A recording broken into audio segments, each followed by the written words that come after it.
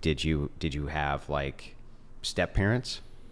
My dad was the only one who saw women after. My mom did not see a single person. In your situation? Yes. Yeah. So I mean, it's a generalization. Of course that can happen. But aren't men more likely to seek out fertile mates than women are? Yeah. So. Well, no, it's not that they're more likely to seek out fertile mates. What we were discussing before was signs of what men would find attractive. And the reason I said they find youth attractive is because of fertility. So that's probably one of the reasons they find youth attractive.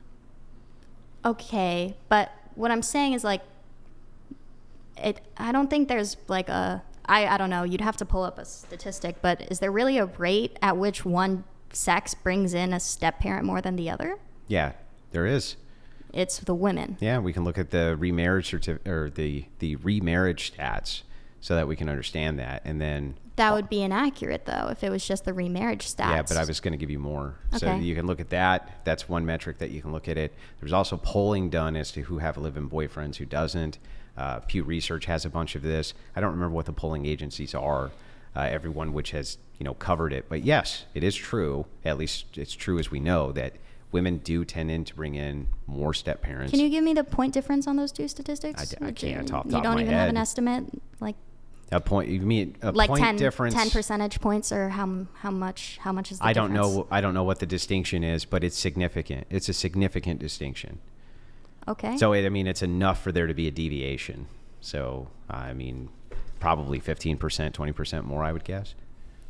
So how is that the women's fault, though? Because they're trying to find another provider for the home that you think is an important part of they shouldn't have left you're their saying original they should grow provider. up in a two-parent home. What if the original provider left? And you're saying the kid should grow up in a two-parent home? Most divorces don't happen because the provider left. They happen because the woman initiates a divorce due to irreconcilable. Most, but not all. What about what are the women who get left going to do then? If we were just dealing with exceptions, we wouldn't. We're not dealing with just exceptions. We're dealing with a large portion of the. That's not a large portion. No, men and women are individuals. Stop making it so based on your gender. Only women can break things up. Only women can leave the relationship. That's not true. And men not what I leave said. all the time. Yeah, but you're saying that it's an exception, which is false. You can't say exception. It is. It's sometimes one thing happens and sometimes other things happen. So here's the thing. When people you are say incompatible, it could be chosen by either side. I'll rephrase it the best way that I can then. Mostly women are doing this and not men. Mostly women are leaving marriages and not men. Mostly women. At the college level, it's almost all women. Then men are the exception because women are initiating 90% of the time. And then if we break those stats down along religiosity, we might come up with some different numbers. But yes, it's mostly women breaking up the home. And How do you know that's not men's fault? Well, because we can ask these women why the divorce happened. And we can look at court documents for the reasons that they put for the divorce. And we can run different polls where we're talking to them. And what we find is the same thing that was pulled up the other night here on whatever. He was a perfect guy. I just got fucking sick of him. I don't like him anymore. There was no abuse. He didn't do anything wrong. I just don't fucking like him Is she not anymore. entitled to make that choice if she doesn't like her husband anymore? I think that if you put your own self's entitlement above that of your children, in order to have access to their father in a two-parent household, you're setting them up for failure. And that's what we see in the stats. That you should be, if you make the commitment to make children with him, and he's not abusing you, okay, and he's not beating you up, and he's not abandoning you, he's not doing all the bad things, then no, I think you should put your children before your own happiness. I think you have a duty and obligation to do so. Aren't the children being exposed to the unhappiness of your marriage? Well, that depends. It completely and totally depends. Aren't your children, though, even if they were exposed to the unhappiness of your marriage, if you're looking at the statistics of how much abuse happens external to that, when these divorces happen and the outcomes on children in these single-parent households, wouldn't it still be optimal for them to deal with mom and dad? They don't always talk to each other, but they're in the same house. They take good care of us. And she prioritized the happiness of us over herself. I don't think children are that capable, that sophisticated. Not only that, line of but thinking. the thing is... But you're putting the onus of the responsibility on the female, which is just because they're the not ones leaving. Correct. They're the ones leaving. Oh my God. God. That's But why. What if it's because they don't like how the man is treating the children? That's not what they're reporting. You think they're reporting completely accurate every single time? Not every single time, but accurate enough. Accurate enough for us to get a pretty clear picture on why they're leaving. And they're not leaving because dad's beating up the kids or beating up her. In some cases they are, and those aren't just exceptions. Those are not just exceptions. In those cases, They're I would huge parts of the encourage. statistic. In those cases, I would encourage those women to leave those men if they're getting beat up or things like that. They should be leaving those men. But if all that was happening is women were leaving abusive men, okay, fine. You wouldn't see this type of mass decadence in society. This would not be the issue. The single mother households are not reporting that they're leaving or filing for these divorces due to anything other than self-fulfillment. Not because of abuse, not because of drugs, and not because he's leaving the home, not even because they're shirking their financial responsibilities a lot of the time. So it's like marriage is work, and yes, you should probably sacrifice your own happiness for the happiness of your children. Yes, I think that a woman has a responsibility to do that, and so does a man. I'd agree, but what are the implications on that argument? That we would probably end up with much better, more stable nuclear family households, and the reproduction rate would probably skyrocket, and women would probably not have to work nearly as much as they do right now, and probably be way fucking happier and less mentally ill. That's what I would say would probably be the extension of that. But that's not all because of feminism. That's all got its roots in feminism, yeah. No, I'd say a lot of it has its roots in the patriarchy. Which things? Well, first of all, feminism was made to begin with to counteract the patriarchy. That was the rhetoric. So there you go. You could say feminism would have never happened if there was never a patriarchy and we started with an egalitarian society, but that wouldn't have been possible because we hadn't invented guns yet and men had a monopoly on the use of force or whatever. You can't have an egalitarian society. That's why we went through that whole thing in the beginning showing you why you can't. We can't have an egalitarian society? You can't. Because men have the monopoly on force. That's why we agreed to it. We disagreed on that, though. Like, no, I still really think that women can have force. I mean, they can use force to a limited degree, but they cannot enforce. They'll never be the enforcers, and so they're never going to be equal with men. That's not ever going to happen. There's no place on planet Earth where women are like, you know what? Barbara, grab the Uzi. We're going to enslave these fucking assholes right now. It's never happened. It's never going to happen. But there has been the case where they've been like, hey, Abdul, grab the AK. And yes, the women have all been enslaved. That has happened. Yes, but I'm saying in today's society, women have more influence on non-physical types of ways through politics and things like that. Yeah, I don't disagree. But ultimately, they only have that sway if men allow them to through enforcement. And if men collectively, because they've had this before. But it's not men allowing them to. They had it in Iran. They had women's liberation in Iran until the Iranian, and they were in politics and they had sway until the Iranians went, no, and took all that shit away. And they can't do anything about it. But you can have a revolution inside of a nation by men. That's done all the time. And they're able to take rights or give rights. That's just the way the world works. And one of the blind spots of feminism is, I don't know why, but they can't seem to see that. They can't seem to see that this perpetual egalitarianism is worthless because you can never really achieve it anyway. So I don't know why they're striving towards it so hard. Why can't you get as close to it as possible? Well, you can try to get as close to whatever you want as possible, but these outcomes that we're seeing on your pathway there certainly don't seem great. It doesn't seem like it was a great idea to wreck the nuclear family. That seems like a really fucking bad idea. And they did. It doesn't seem like it's a good idea to try to make men and women compete in the workforce. That seems like a really fucking bad idea. These are not good ideas for society, and they haven't worked out very well. But it's like most of these are on the basis of your your subjective morality. Like, you think that, like, it's so much worse because those children are coming out mentally ill because they have single mothers? Maybe they're way more able to take on opportunities with confidence or something like that because they are less prone to being submissive because they didn't have a father in the home. So they act more masculine. So more mentally ill kids? I'm saying that the problems that you have with feminism it's because we're getting farther from the patriarchy, right? Yeah, and it's leading to really bad outcomes for everybody, including the women. So during the patriarchy, it must have been really good. Like during the big part of the patriarchy, like way back when. It's been pretty good.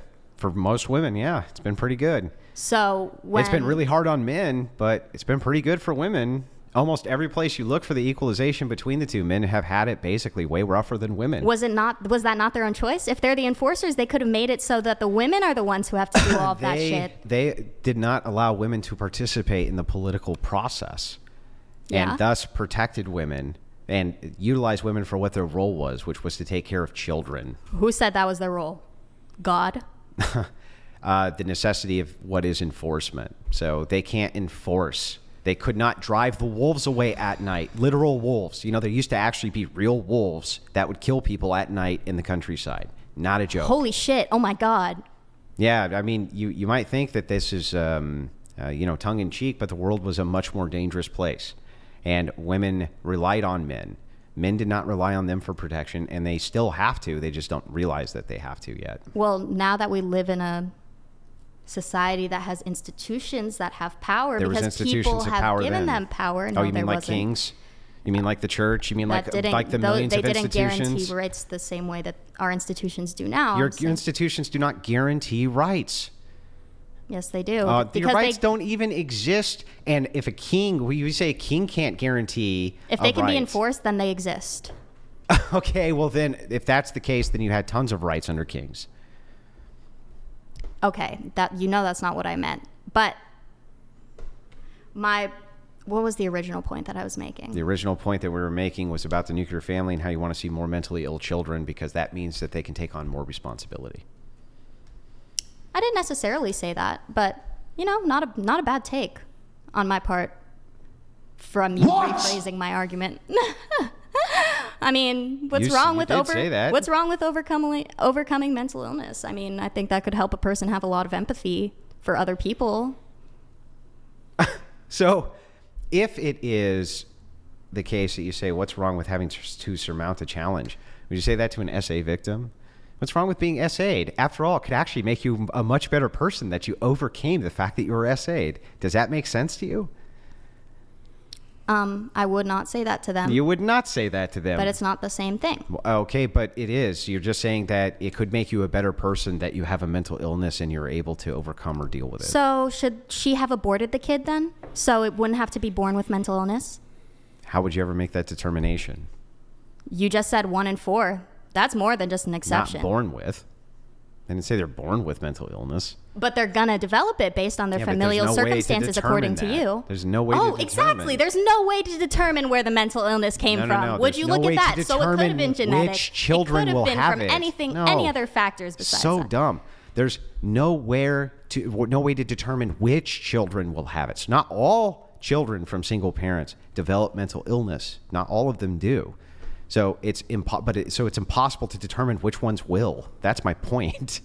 Not that there still won't be 1 in 4 children with mental illness, just that you will not be able to make the determination which ones are. How could you ever do that? I couldn't even think of how that would even be possible. Okay, you can't, but okay. So here's what we've gotten so far. The nuclear family's bad. Feminists have destroyed the nuclear family, and that's causing all the children to be mentally ill. No, that has caused the workforce to require a two-worker household. That has taken mothers out of the home to raise their children. That has caused a massive spike in divorces. The list kind of goes on and on. I listed a ton of things which feminism is the root cause of, and feminism has. What is the root cause of feminism?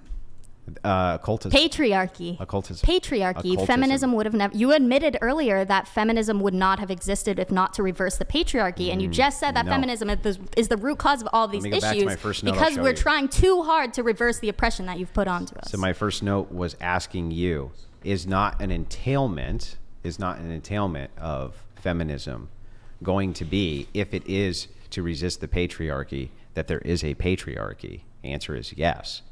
So I'm just looking at your entailment. But patriarchy is not what caused feminism. Occultism is what caused feminism. Occultism from the Protestant church specifically. The existence of patriarchy allowed the conditions for feminism to exist. Okay.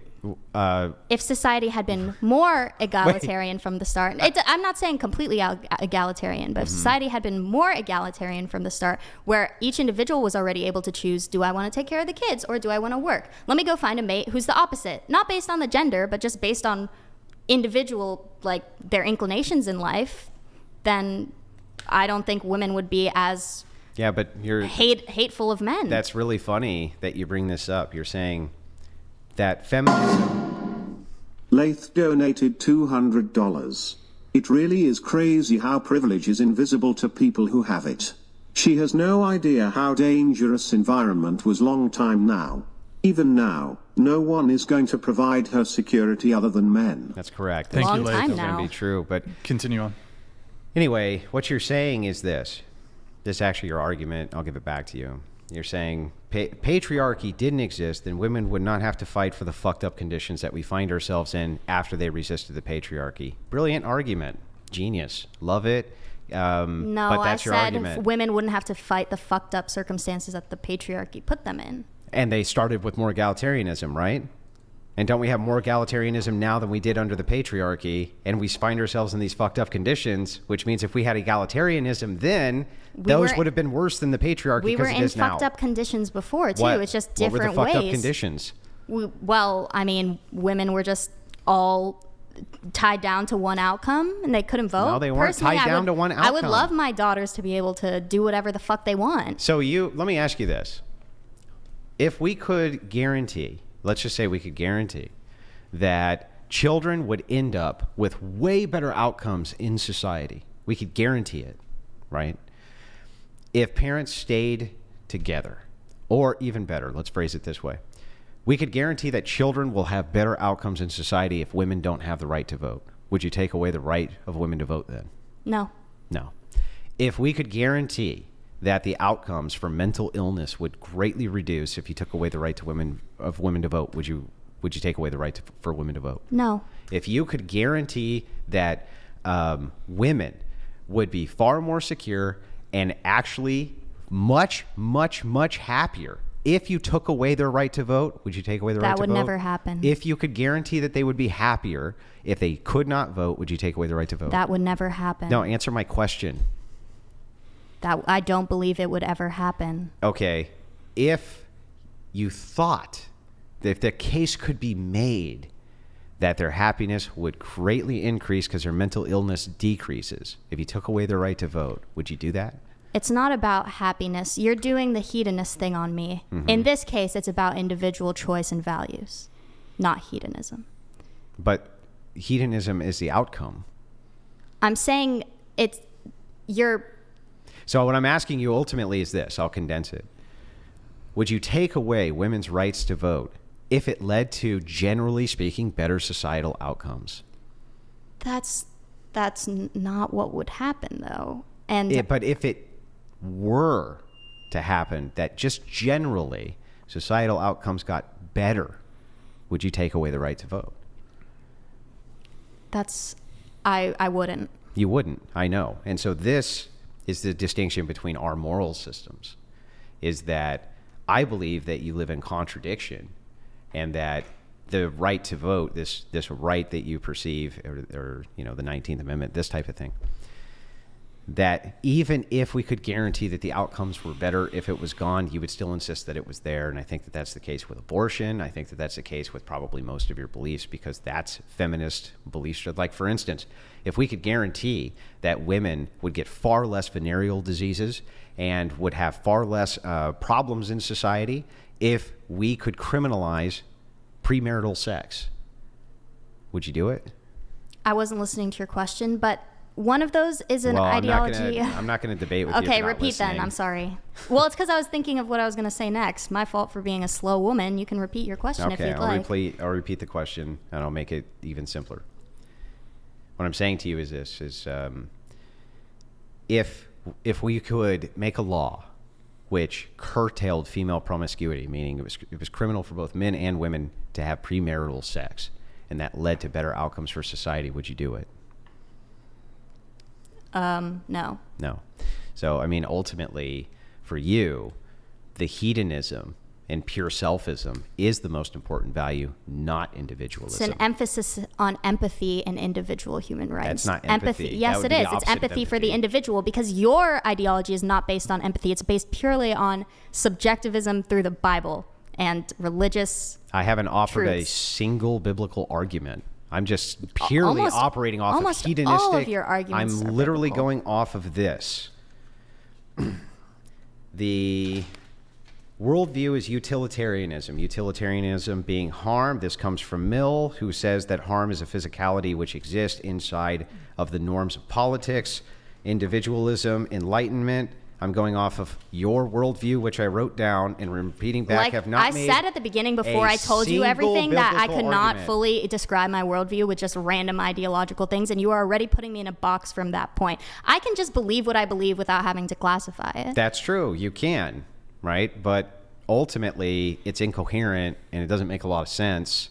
And when you say, well, wait, you're coming at me with a biblical worldview. No, I'm just giving you back your own worldview.